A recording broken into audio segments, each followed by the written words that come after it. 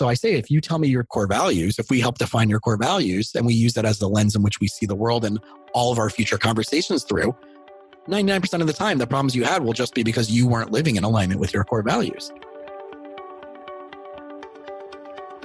Welcome to Hope to Recharge podcast. Thank you for joining me here again today. Every week we meet here to break the stigma around mental health and to bring you insight and inspiration and lots of practical tips from personal stories or professionals around the world that share how they turn their journey of mental health into healing or to thriving. Together we will break the stigma one story at a time. In mental health, together is always better. Thank you for joining me here today. I'm your host, Matana. Let's get started.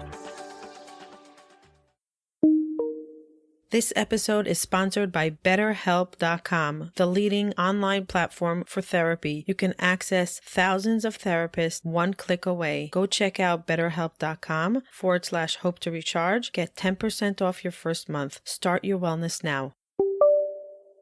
Hello, and thank you for joining me here today. Today, I have Jason Wasser, and I'm really excited after many times trying to schedule a meeting. We're both in Florida right now, and it's amazing how things happen exactly at the right time.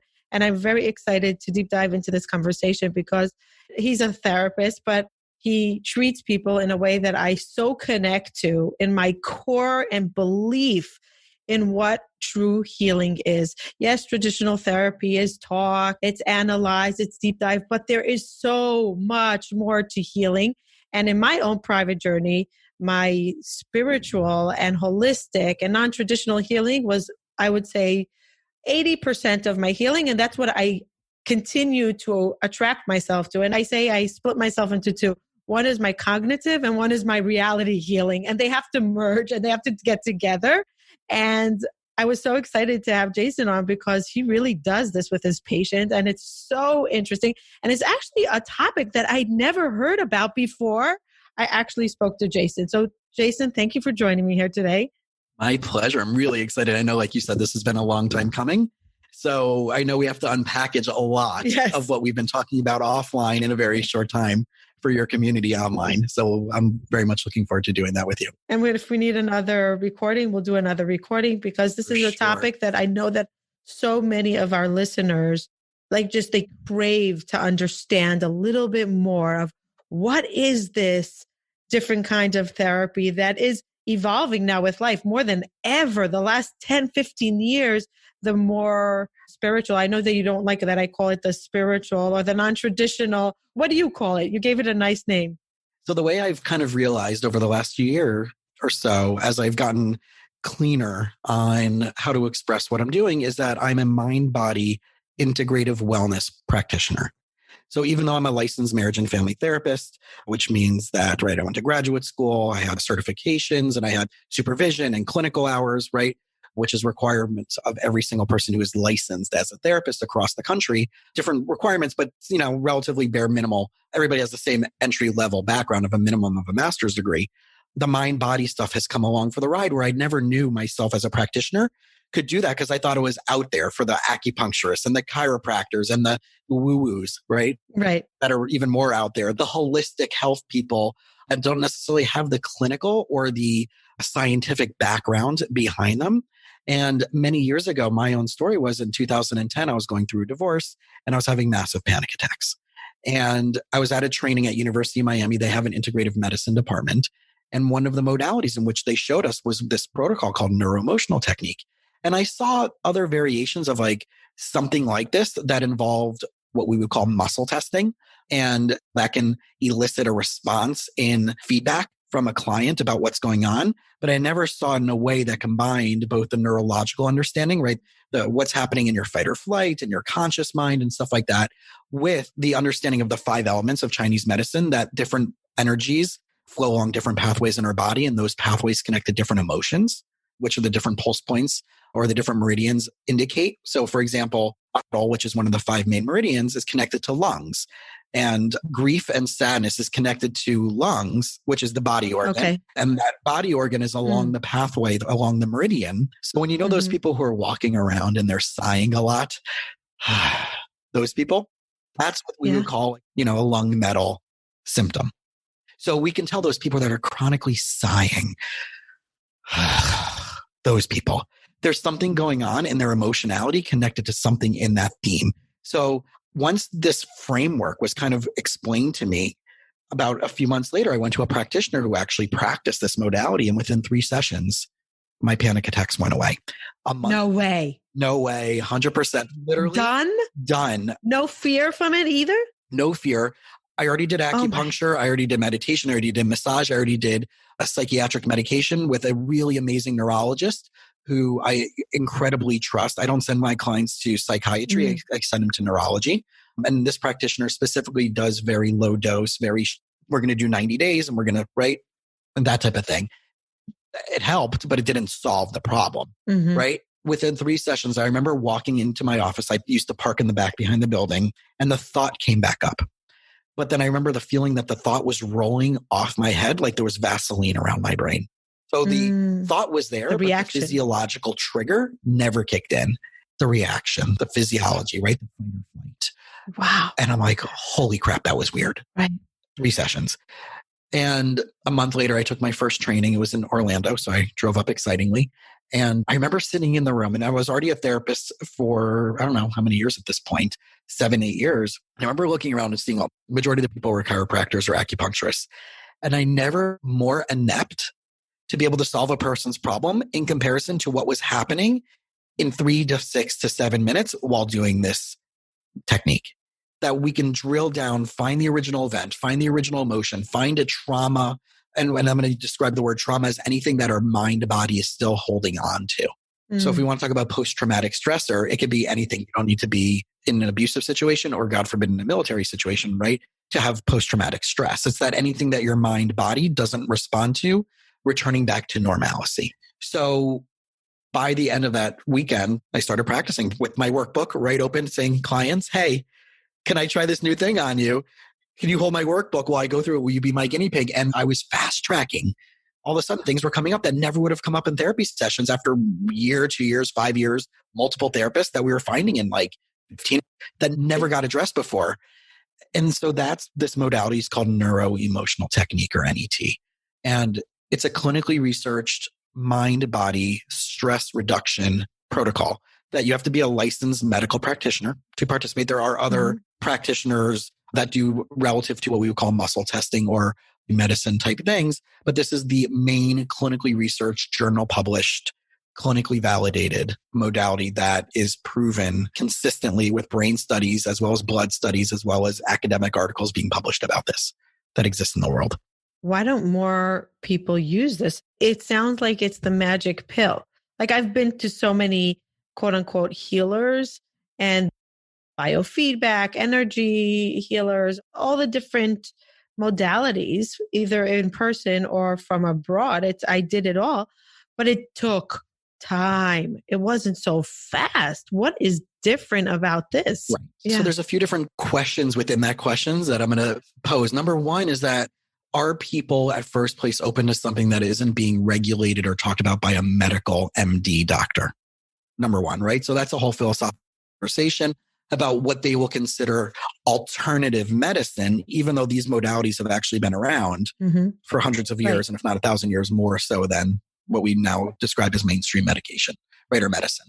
Number two is that a lot of the practitioners who might be doing these modalities are already been debunked by, again, mainstream medical that chiropractic is bad, acupuncture is bad, they're a bunch of charlatans, they're fake, they're this or that. So, what are you going to do? You're going to get adjusted and you're going to have, they're going to break your rib and you're going to, right? All of the fake news about integrative and natural health is already being biased against. So if you're already predisposed to being interested in this stuff, you're going to, want it, but you're going to be more open to doing these things anyway. But the amount of practitioners, when everything's always a marketing issue, I think in every single thing. There's not enough that could do it. Right. People don't know because we don't have enough time in our day to go out there and market it as much. So I know I'm probably one of the people out there that are really like on my podcast and marketing and social media where I'm talking about it nonstop, where my friends joke if I'm meeting someone at an event, they're like, oh, have you met Jason? Give him your arm. He'll figure out what your problems are. I love that. Where it's part of my branding. So I think everything does that. This exists.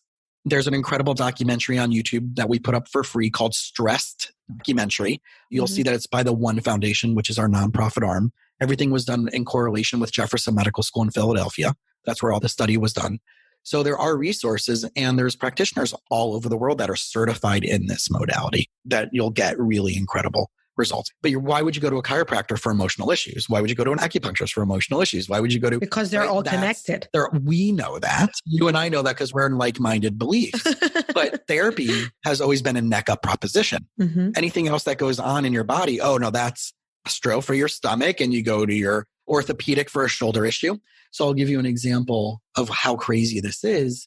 Of the many, forget the ones that have body dysmorphic disorder. Within 3 sessions, I got rid of erectile dysfunction. This helps get rid of. I have a client that I saw who unfortunately lost her child out of the blue a year ago. And throughout all of our sessions, I noticed that she was wearing a sling on her arm and she had some type of minor surgery that never really fully healed. So I'm like, can we just take a crack at this just for fun? Humor me. This one's on the house and can we see what's going on? I can't guarantee that it'll make any difference, but if it does, that'll be great. So for that time, she couldn't lift her arm above her, at this angle, right? Whatever. If this is 90 degrees, let's say 110 degrees, she couldn't lift it fully straight up or back or whatever. No full range of motion. So we use this protocol. We go through the NET protocol and we find out that there's some old somatic stressor that's connected to that issue, to that point of injury. And we physiologically clear it out by reliving that memory, hitting the pulse points that's re-stimulated. It's like when you hit the computer, when your computer gets frozen, you hold in the button for 10 seconds and it resets the whole computer, just metaphorically, but we're finding what the memory is that's causing it. We reset, we go back, we test the muscle area again. I'm like, all right, move your arm. She had full range of motion for the first time in 2.5 years.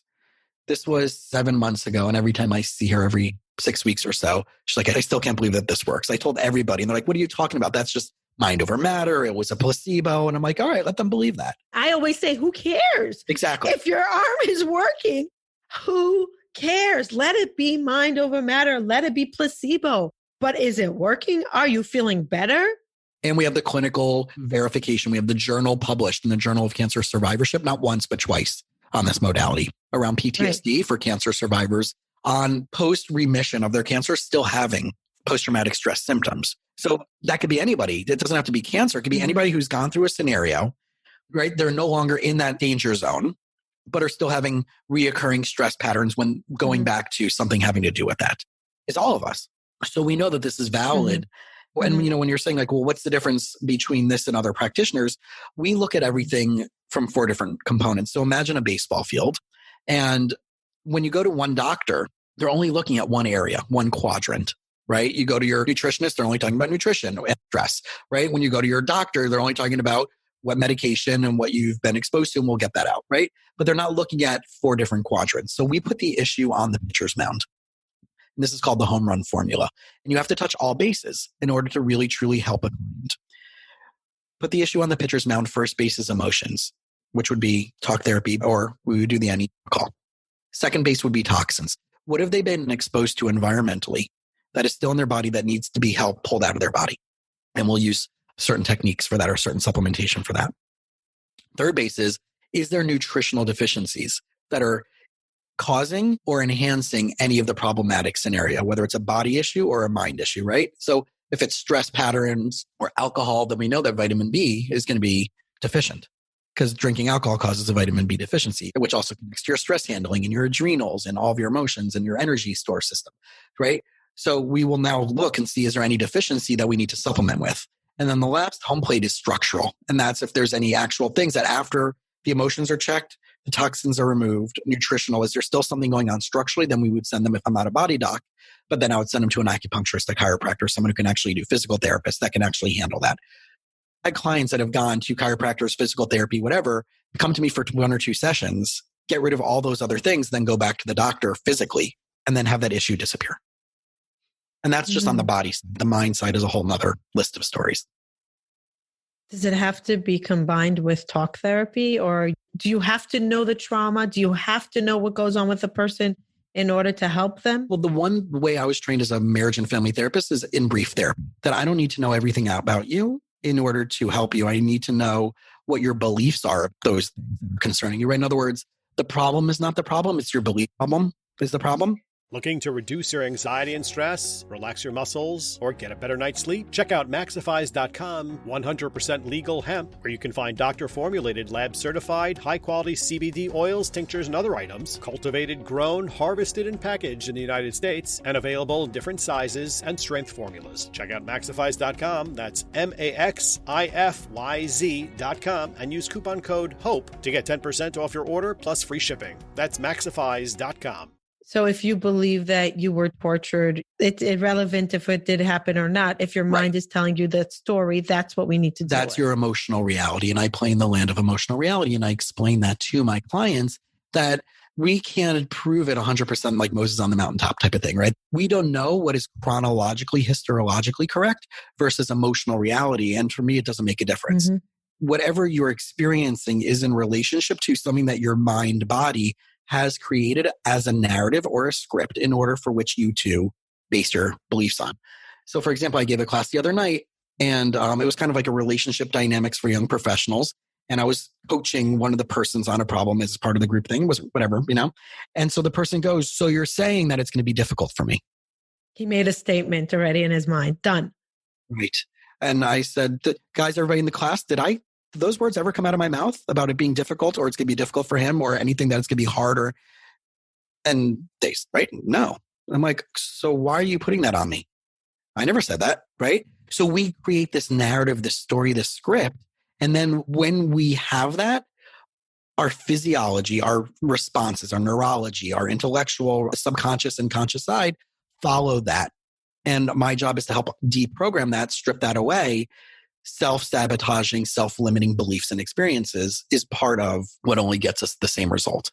And using NET as one of the tools in my toolbox helps me get to that place faster and more efficiently than just bang it out old school. Let's talk about your entire life, which I don't even do as a therapist anyway. It's where do you want to be? Let's reverse engineer and let's do some, game planning around your beliefs and your assumptions and your expectations and, all those other things that are keeping you stuck that aren't allowing you to get to where you want to get to. So for example, if you're working with a couple and there's a lot of pain and suffering there, you go to the root of why they're showing up like that in the relationship and what is causing them to feel certain ways and triggers in order to help them cope better with the relationship. Yeah. So I'll give you a great story. A number of months ago, I saw this really adorable young couple. They're in their early 20s. One was enlisted in service in one of the armed forces, and there was an infidelity. And I said, before I can help you unpackage everything, I need to know your core values. I'm like, well, what do you mean? I'm like, how do I know that the goals that you want are truly authentically aligned with who you really are? So let's first say that again, because it was very deep. How can I help you get truly authentically where you are, where you want to be? If you yourself don't know what aligns with your core value, who you authentically are. So basically, if you don't put your destination into GPS, you'll never get there. Exactly. Because right, when you head in a direction and you have, even though you might be 1 degree off at the beginning of your thing, you can end up, instead of from Miami to New York, you can end up in Chicago. But at the beginning of your thing, wheels only tipped like 1% to the left. Right. So I need to know to reverse engineer, right? If you tell me your core values, I can tell you what your life is going to be like. Because if you say, these are my core values, and then you make every decision binary based on that, either ones and zeros, either this aligns with my core value or it doesn't, I can tell you where you went wrong. But most people don't start there. So I say, if you tell me your core values, if we help define your core values and we use that as the lens in which we see the world and all of our future conversations through, 99% of the time, the problems you had will just be because you weren't living in alignment with your core values. Or take it a step back, you weren't even aware that you have core values. Which is why I asked them that I can't help you get to where you want to go authentically and deeply and truly, unless you are crystal clear, because otherwise we're wandering aimlessly. You think you want that, but that's based on bias. That's based on history. That's based on culture. That's based on trauma. That's based on self-preservation. That's reactive, not proactive. So my job, one of the many things that, I love doing is helping my clients move from reactive to proactive, to go from unconscious to conscious. Explain that a little bit. So unconscious is that, right, we are responding in reactive to something and we're making goals or making decisions based on a reactive paradigm where we don't want to get hurt, self-preservation. That's really our lizard brain, the fight or flight self-preservation. That's subconscious. That's reactive.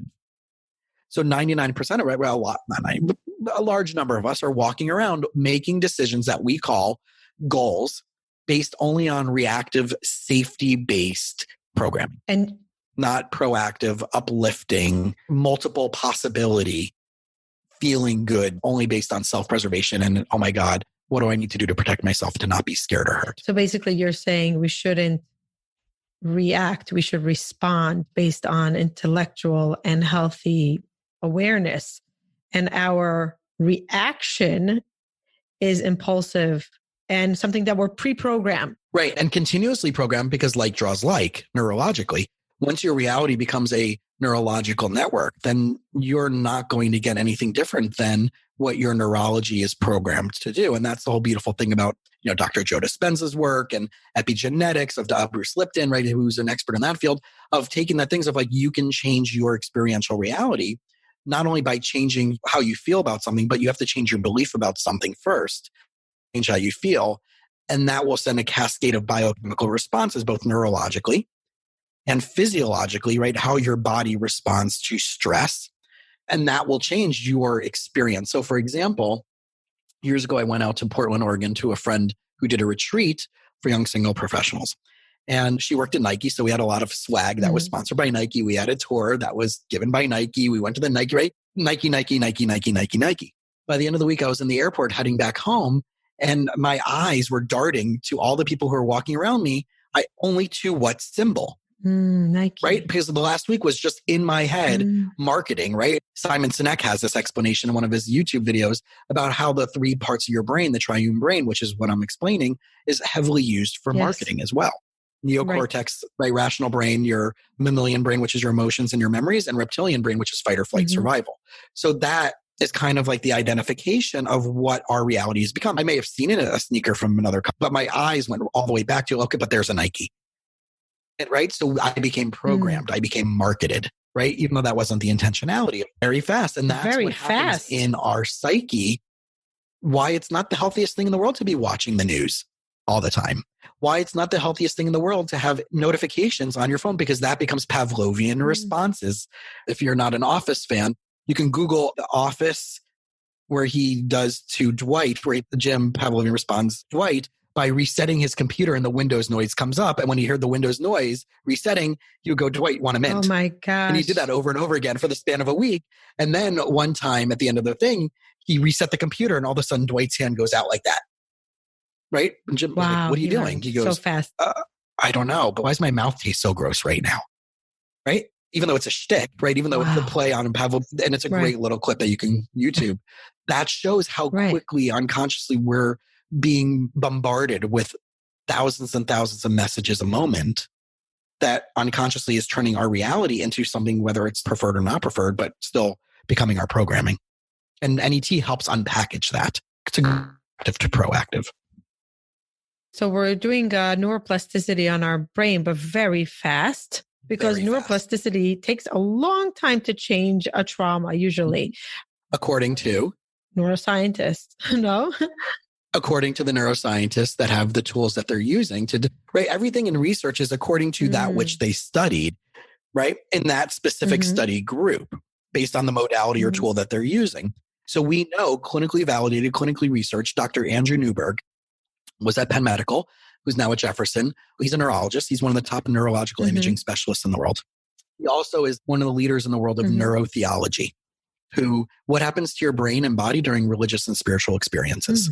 He's the person who did the study of the brain, right? Our brain scans through the functional MRI during this treatment. Now, here's the cool thing. Just to really have a complete, so we can look at it without any bias, he wasn't exposed to an NET treatment until way after everything was published, right? Until it was after published. So there was no bias of verification, as he never was a client of any treatment until afterwards. So what showed is that within 3 to 5 sessions, there's the brain imaging of everybody when they thought about the trauma of the moment that they were diagnosed with cancer. That lit up certain parts in their brain. So they took all the conglomerate brains, right? And they kind of layered them so you can see in all the brains, it lit up in pretty much the same area of all the people that were in the study. After 3 to 5 sessions, they took all those brain images again of the next FMRI after the sessions. And every single one in that study, all that the area that lit up before were gone. Wow. So the trauma response, For how long? What if they looked in a month? gone, because you're extinguishing that experience so that your body can resume and return to a normal, healthy way of healing itself, which is what we're innately able to do if we did not have toxins being exposed to us. The three things that really do cause these issues are in the world of chiropractic. This is the original philosophy of chiropractic. And I'm not a chiropractor, but this is what they call the triune of health. Toxins. Have you eaten something or been exposed to something that's causing some type of shift internally and right, emotionally or physically? Did you have a trauma? Meaning car accident, sports injury, fall, right? All that stuff like that caused that. Or autosuggestion, which is what they used to call it in the late 1800s, which is emotions. That's the triune. So what we're doing is we're resetting the nervous system to, if those three things weren't happening, our body has the innate wisdom to heal itself. So we're removing that so that your body can go more into homeostasis, which is the natural cycle of doing what it needs to do without burden. So if someone comes to treatment for you with you and you're getting down to the problem of the trauma, you're removing the trauma, you're giving them the proper response, not reaction, fine. Fast forward a year later, they're no longer seeing you. Life happens and they have a trauma. Does their body adjust naturally because they already have some kind of plug into this whole mechanism? Well, I think about it as like emotional Jenga. That's the way I describe it, right? You can have all these different practitioners. So to perfectly talking about, I was at a conference a year and change ago in San Diego. And this person who was a coach was like, oh, I had this trauma in my life. And I went to like one of the top trauma coaches and blah, blah, blah, blah, blah. And I feel like I'm 100% better. Great. That's really amazing, because anything that works is great. Do you mind if I check something? Just want to throw it. Just want to see. I want to throw it against the wall and see if it sticks like, some good pasta.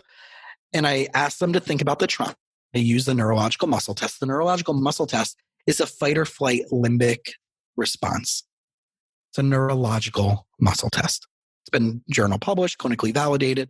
Dr. Dan Monti, it's been published in the Journal of Motor and something or other. I will give the link to your listeners so they can have the article for neurological muscle testing. Think about that memory, was what I said to the person. And I muscle test them, and the muscle test went weak. When I hit I touched the emotional points connected to figuring out, is it emotional? Is it a toxin? Is it nutrition? And there were still layers of emotion. So what we're talking about is when you do talk therapy, when you do coaching, you're only neocortex to neocortex, rational brain to rational brain. You're not getting into the fight or flight. You can only potentially describe rationally what you think is going on, but you're still describing a mind-body physiological experience from a rational perspective as much as it makes sense to you to describe in your own understanding of what that is. And you can also give tools to deal with it on its own. So you feel panic attack, okay, breathe through it, talk yourself, put yourself in a good environment, but it's still a Band-Aid. It's not self-correcting. Right. It's coping mechanism. Exactly.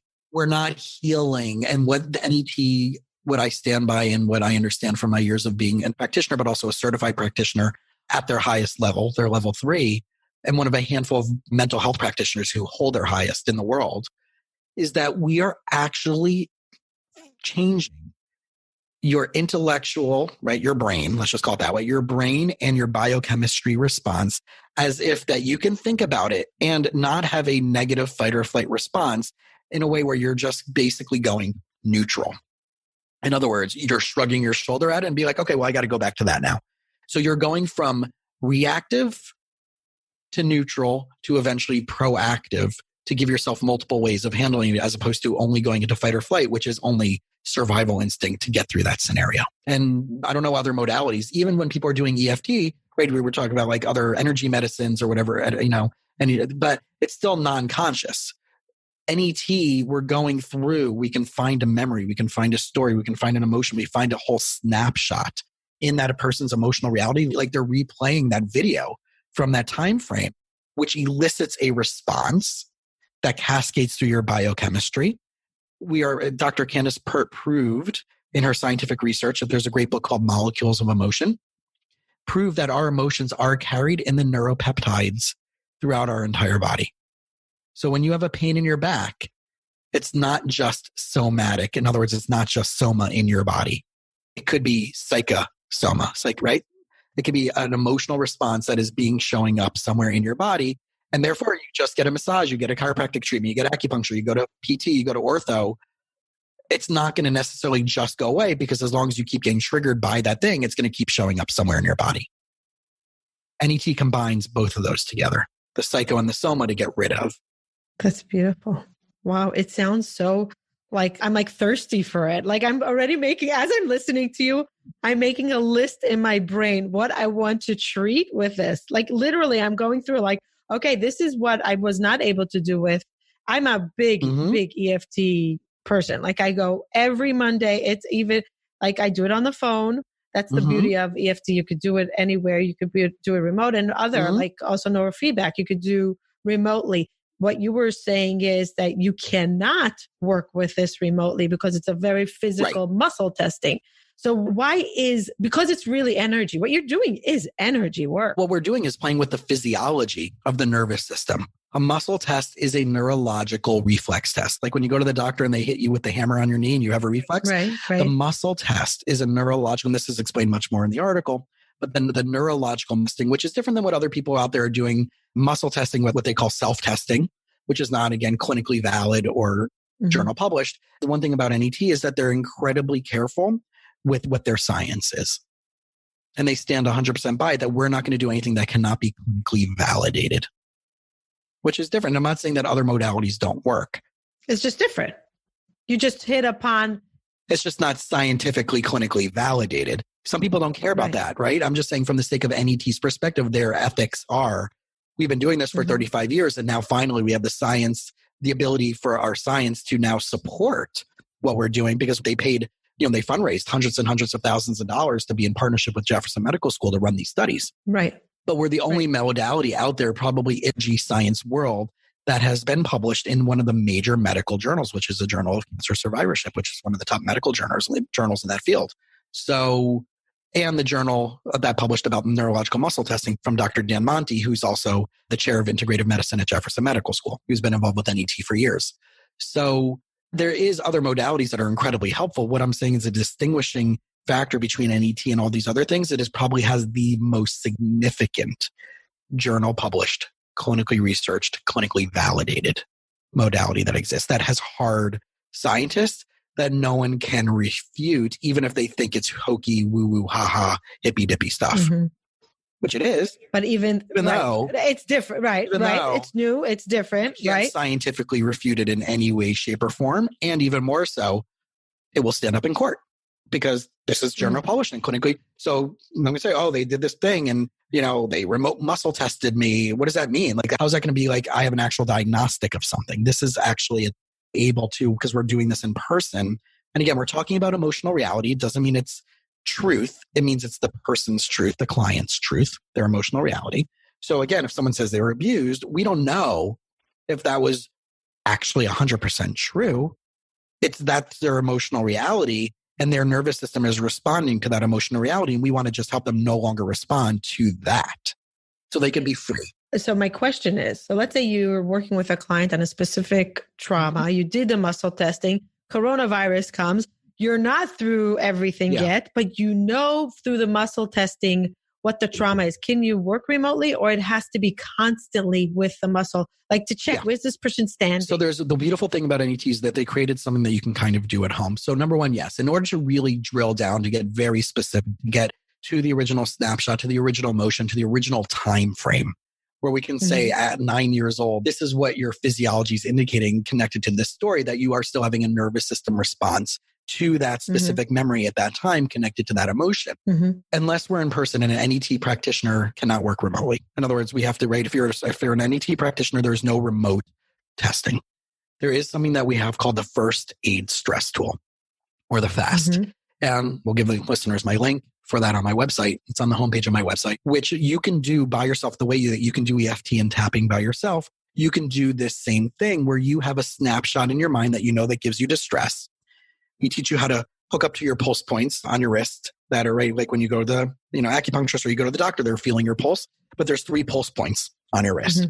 We show you how to do that on each wrist, and we connect with the emotion points, which are your hypothalamus points, while, like we go, oh my gosh, right? And we kind of like that head slip. So that's the emotion points while connecting to the meridian points and relive that snapshot while breathing. So we don't know exactly which emotion, we don't know exactly which meridian, but we're going to do both sides because each pulse point on each wrist connects to different meridians. So we start off one side, do 30 seconds or a minute, reliving that experience, breathe through that snapshot. Don't try to fix it or change it. Just sit with it, breathe, breathe, breathe.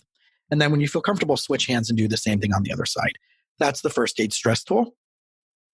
I'm having every single one of my clients do that right now while I'm not seeing them in person.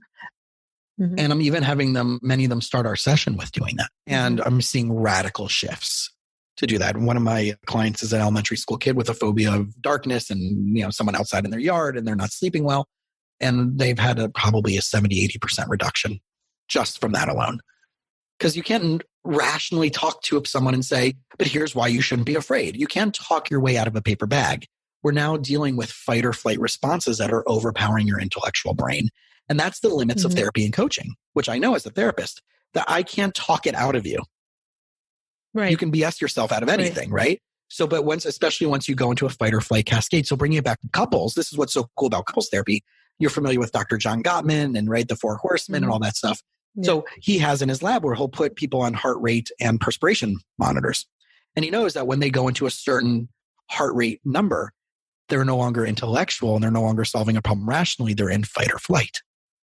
I would then take those moments that they're going into fight or flight about and throw an ET at that so that they can now go further into whatever the conflict is, solve that conflict because they're not going to go into physiological fight or flight because we resolve the underlying issue that is causing them to go there in the first place. So I would add that with that.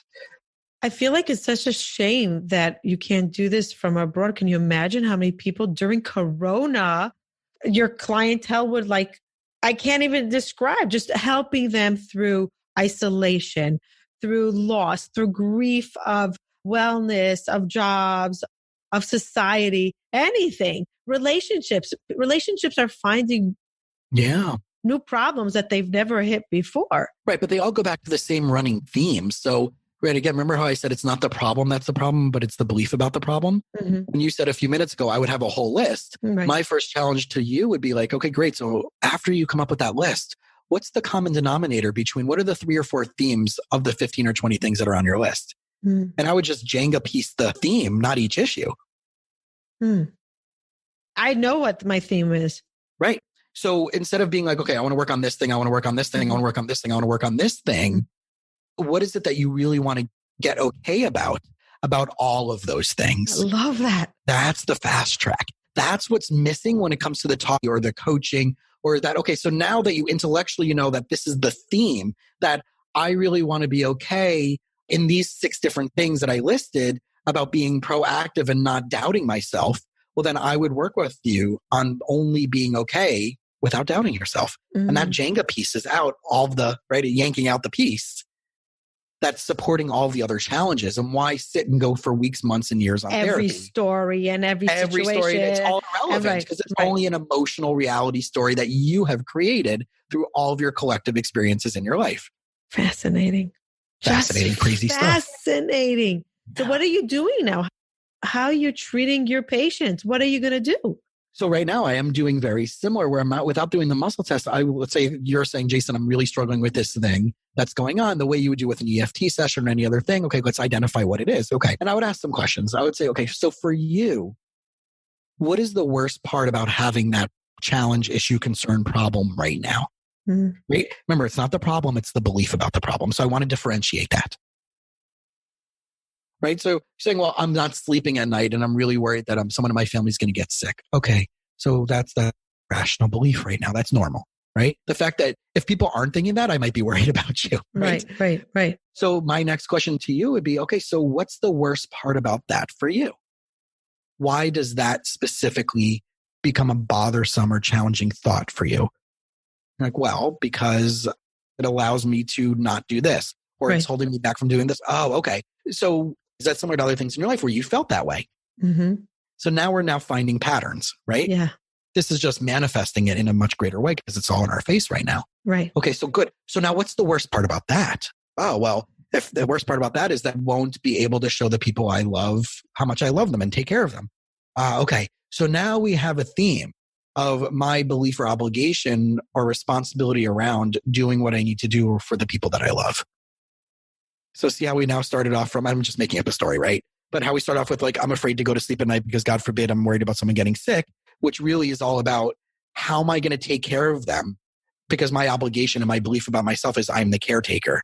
And if I can't, because they're sick and I can't be around them or I can't be near them or I can't be in the hospital room with them, my value has just gone to zero. I had this yesterday with my EFT practitioner exactly because since March, I think before Corona started, a week and a half before Corona started in New York, in America, it was already in Italy. It started in Israel. So I'm getting all of my family. Okay, schools are shutting down. So we're getting this thing that something might happen, but it still was so far away from reality. And I go to Celine Dion concert. I'm a huge fan of Celine Dion. And the whole thing was about courage. And she speaks about the pain and the loss of her husband.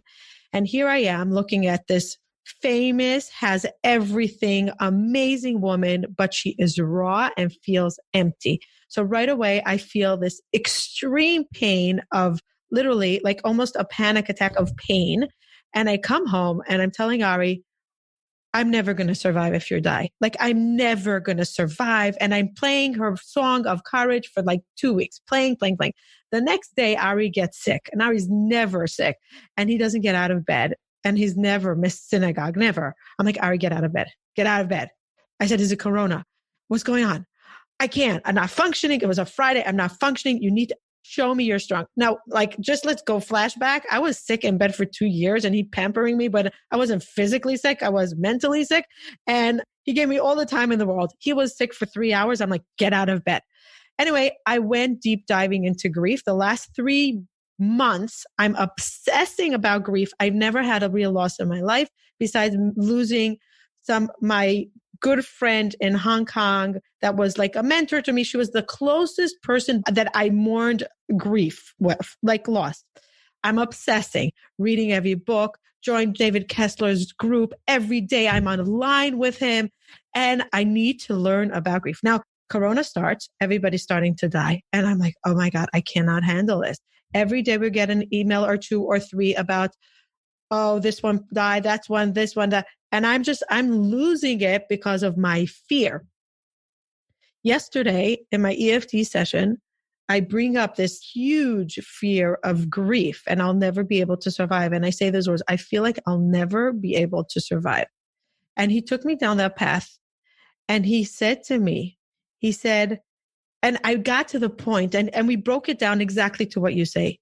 And I said, I know the fear of sadness because of my depression. Now, grief, everybody says is worse than depression. If I cannot go through a depression again, how the hell am I going to ever survive grief? I'm never going to. It's over. My life is over. Done.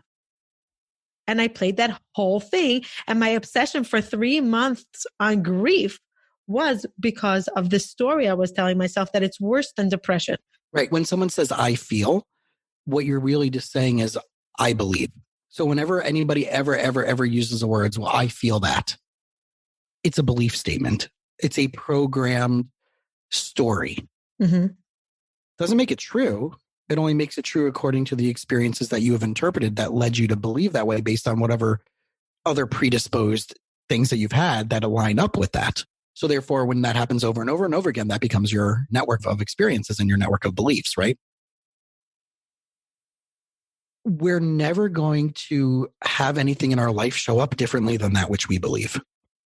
What I mean by that is that viewpoint, that lens in which we're seeing the world already indicates by our experiences, the positive and the challenging experiences, it's just a manifestation of what we consciously and unconsciously believe. The law of attraction. Law of attraction. The real true law of attraction is all neurology and all of this stuff. Right. So if you change your neurology, you change your neural network, you change your responses, then aren't you going to change that which you're attracted to? The magnetic field of what you're attracted, right? Right. What we call a magnetic field really is just the neural, like I described to you looking at Nike versus any other shoe where my eyes were tracking it automatically. That's attraction. But it's neurological. It's neurological empowering physiology, your biochemical responses that turns into emotions and responses. But when I hear someone like you just say, I feel that, I'm just going to go right into, so tell me your beliefs around that. Tell me your beliefs around grief. Tell me your beliefs around fear. Tell me your beliefs around death. Tell me your beliefs around not being able to do something for somebody that you care about and help them feel better. Although this is not NET, but like I can still ask the questions without muscle testing because I'm still going to elicit a response. But the one component that makes it different is that we have that where we find the actual pulse point. And while you're reliving that in that moment, you hit the right pulse point. So the difference between fast and doing it in session is that in fast, we already have a very specific time frame and emotion and a story around that, where we reset the nervous system around that feeling and experience, versus the fast where we're going a little bit more macro. But it still can be done in a very effective way. We just don't have the specific emotion that we're muscle testing for in this specific time frame and this specific experience that happened at 12 years old. One of my favorite, and really to tie this in, and I know we have to wrap up. My dad came back from a cruise with his wife. This was at this point 2.5 years ago. And I went over for Shabbat dinner, and he had this big, crazy jar of peanuts sitting in the middle of his cocktail table. And I know that like they're not Costco people. So like, what's up with that big ass can of peanuts? Jason, it's a crazy story. I was on the cruise and all of a sudden I started craving peanuts. And my response was, ooh, craving. Awesome. Hold up your arm. Because NET does a lot with what we call cravings, or a neurological and physiological response to self-soothe, otherwise known as addictions. We do a ton of work around that because it's all trauma-based, right? Right.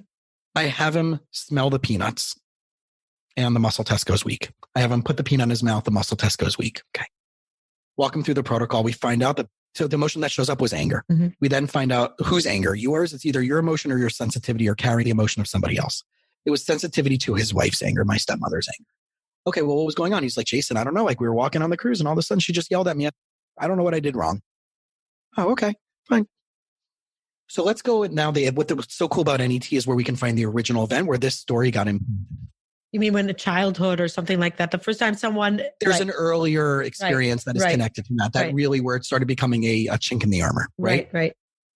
Where your physiology and your neurology started getting watered down in order to be able to handle this. Right. So the question, the way we say it in NET speak is, let's check the concept, right? This theme. Let's check the concept of the original event where there was a sensitivity to someone's anger that you had no clue was going to be thrown at you, right?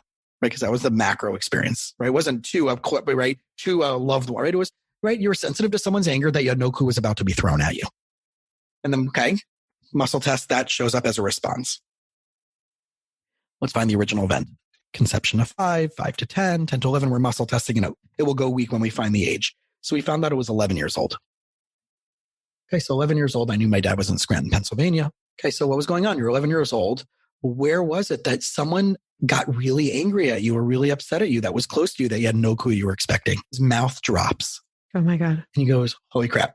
I was walking on the street with 3 of my friends. We were joking around, and then out of the blue, one of them turned around and just popped me right in the face. Oh my God. Go into that memory.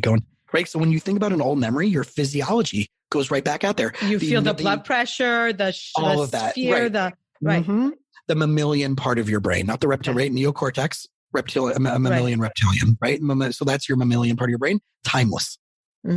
So that physiology is going to respond. Like when you eat a lemon in your mind, that's not in front of you. You're just going to salivate, right? It's so true. That's that. So we go back in there, right? Okay, hold the pulse point connected to that. I want you to breathe through that, relive that moment until it kind of settles away. Okay, great. Come back, we muscle test, we go back in the present day, think about your wife yelling at you, muscle test, nothing changes, right? So there's no longer fight or flight. Okay, great. Smell the peanut. Let's open the jar again. Just put it under your nose. Oh my God, it smells rancid. He doesn't want it. Oh, interesting. Put it in your mouth. It's grainy. In one treatment. This was in 6 minutes. Not normal. I've had this with marijuana. I've had this with alcohol. I've had this, and there's multiple things that are going on. And sometimes it's going to take a handful of treatments because again, we have the nutrition, we have the toxins and stuff like that. And also how deep rooted is it? And how many times did we tell ourselves the story and we lived it? Multiple things, but let's just say that when we're trying to aim for the home run, you got to hit the home run formula, which is making sure all bases on that one specifically, right? It was knocked out of the park because it was just that. I love that. I love And months that. later, I'm like, so what's going on with those peanuts? He's like, yeah, I haven't touched them. I just have no desire for peanuts anymore. So because it was a trigger, it was somehow created as a self-soothing mechanism for his body to temper down the physiological response to an emotional experience. And But why for some peanuts? reason, as our people say, face dished. I don't know. So, I don't know. It could be anything, could become anything. Okay. In our emotional reality. So as we wrap with that experience, when we're trying to be proactive, the more layers that we pull away from ourselves through all the amazing modalities, whether it's talk therapy, whether it's personal training, whether it's getting on the right nutrition, whether it's all those things, those are all part of the formula, but you need someone who's going to be able to assess all of them with you as you're working with these practitioners to make sure that you're hitting all the bases so you can have that home run. And that's what NET brings to the table very differently than the other modalities. And not only that, to be able to process it, because if you don't do a good job with the NET, like any energy job, you can harm yourself because you have this trauma that's elevated and you don't really know how to process it or deal with it. Well, NET is not talking out therapy. That's no, but I'm saying, but you're elevating a trauma. It's there. But our guess is that you're not going to do any worse than that's already been. And we're not enhancing it. You may bring it up in that moment, but you're not going to get to a worse response than what you've already had in the past. So if someone suppressed something for so many years and they forgot about it completely, if you're bringing it up and they can't deal with it? Well, we go back into the world of emotional reality that we cannot confirm or deny that actually happened, right? We're not dealing with finding repressed memories or false memories. We're not a lie detector test. Very different. We're just going to say, okay, so that somehow makes sense in your emotional reality that story has been created. We're not here to debate whether it's real or not. We're just saying that that's what's been created. Let's just play at that level. And if that were so that it was true, we're going to try to clean up the response around that if it was true. And if it isn't true, you still have some response to something that happened that your mind is creating a story around that may not be linearly connected to it. We're not so concerned. I mean, we are concerned about that, but that's not what the approach that we're taking. We're not here to be truth with a capital T, that we're going to determine what your actual truth is. We're only dealing with emotional reality, the mind-body story that you have created in order to become as able to live in your life as you possibly can in that given moment with the circumstances that you have. So you're saying that anybody can be an NET practitioner? Anyone? Not anybody can be a practitioner or a client. A practitioner. You have to. My question was before, you can practice NET, but if you're not a good practitioner, you can really do more damage because you're not really taking care of. Well, to become a certified practitioner, we go through extensive training. Right. And the certification week alone is probably insanely stressful. They don't make it stressful, but it is because we want to be the best and we know the power of what we have at our hands with this amazing tool. And it's an incredible community of practitioners. It's a massive family. But we are so specific with how the protocol is done that every single safeguard is taken that we can stop at any moment. The client can stop at any moment if they're feeling like they want to stop. It's not like nothing's forced upon them, right? It's a co-agreement between two people. If people aren't doing the protocol right, which is most likely someone who's not certified or they took a certification and they just don't care and they're not involved in the community anymore, that's a different ballgame. But typically NET is very particular and very clear and very moderate. They moderate who is doing what's doing correctly. And if they find out that you're not doing it correctly, they strip you of your certification. And they're an incredible. How many are NET practitioners are in the world?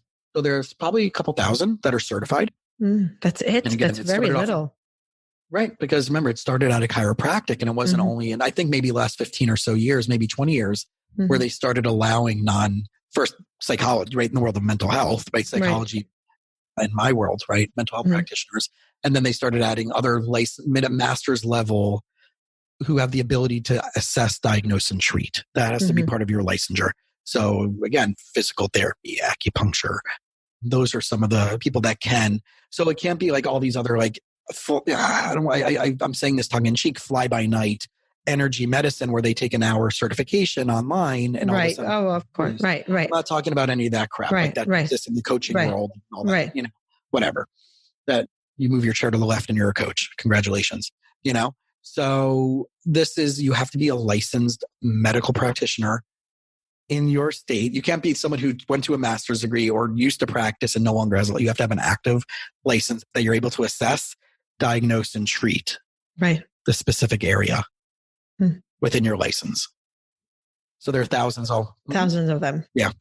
And you can find them on the website, netmindbody.com. If you go on the top of the website, you'll see practitioner finder or practitioner lookup, and you can type in your zip code and you'll see people, and there's different levels. Anybody, it's all level 1, level 2, level 3. Level 1 is, I would never call it basic level. It's that you are certified. It's incredible. Like the people who are doing that are just incredible. So I wouldn't necessarily worry if you only have like a level 1 versus a level 3 or a level. Don't worry about that. Like everybody who's certified has to have the same minimum competencies. Right. So just find a certified practitioner. There are people out there who say, oh, I do NET, but they're not certified. So you have to make correlate that, because you can go to a weekend workshop, the basic workshop, and then start doing the modality like anything else, right? You can go to a coaching workshop for a weekend and like, oh, well, now I'm a coach. Yeah, but you're not certified. Yeah, but I'm coaching, right? If you want it credentialed, tested, that they will stand by you as an organization, you have to continue to do certain continuing education, certain workshops, and certain, you have to keep your license up and all these things in order to be a certified practitioner. Okay. That's very important for people to know, that make sure that it's a certified NET practitioner. Yeah. And the first aid stress tool is also on the website. You'll see that there's a video on there. We can also link up to a video from my website that will show me how doing it. So you can actually see not just the printout. Yeah. And then the documentary that everybody should watch. It's free. It's on YouTube. Stressed documentary. And you'll see that it was posted by the One Foundation. Okay. Which stands for our net effect. That when we're all working together and doing all these things, we as a collective community can have this incredible, powerful healing response to the people that we're working with. Thank you for that. We'll put it in the show notes. Jason, where can people reach you, find you, listen? You have a podcast. Is it all about NET? We touch on it. So my podcast basically talks about the 4 things that I love doing every day in my practice, which I believe are the 4 pillars that everybody has to master to have a successful and empowered life. So the podcast is called You Winning Life.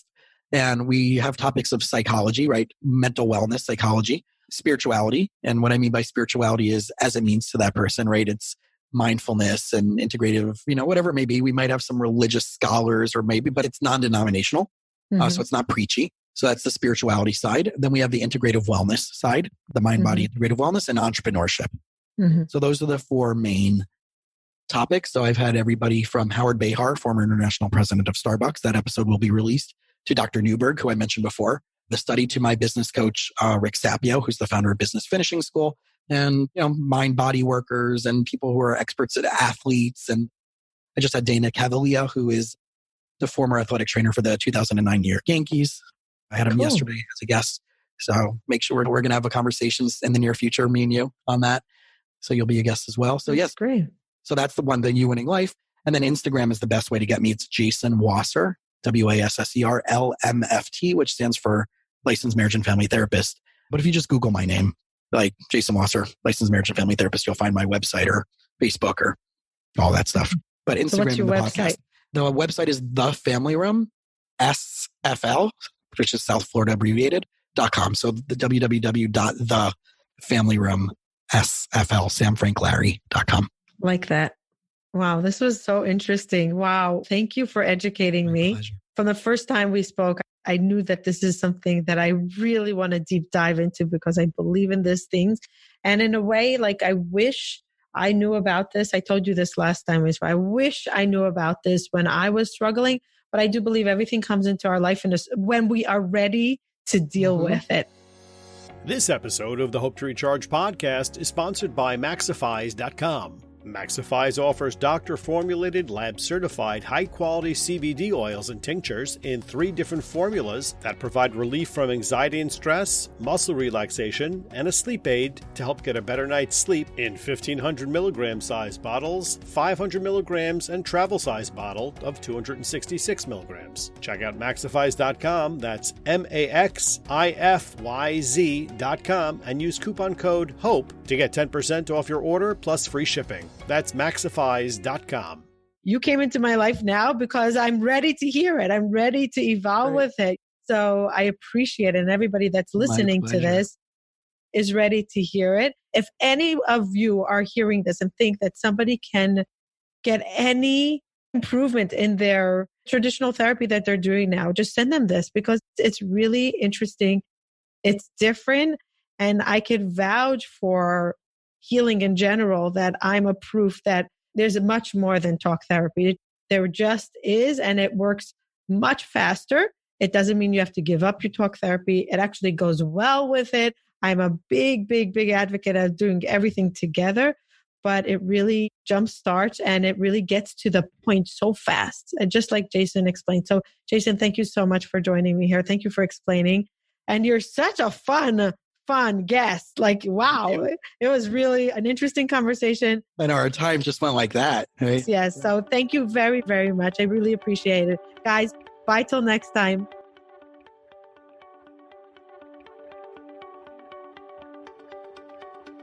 Thank you for listening. We highly appreciate all of our listeners. And Mental Health Together is better. You being here means a tremendous amount to us. If you enjoyed this episode and you would like some extra boost of information and inspiration that is not on the podcast, you can go to our website, hopetorecharge.com. There's some premium content that for the cost of a cup of coffee, you can download some amazing information that will help you, a tool that will guide you through life. So don't skip a beat. Don't hesitate. Go to hopetorecharge.com. Thank you for joining us. And remember, if you enjoyed this and you want to say thank you, the best way of gratitude will be by you leaving a review or a comment or sharing this with a loved one. There is no greater form of gratitude for us. Thank you.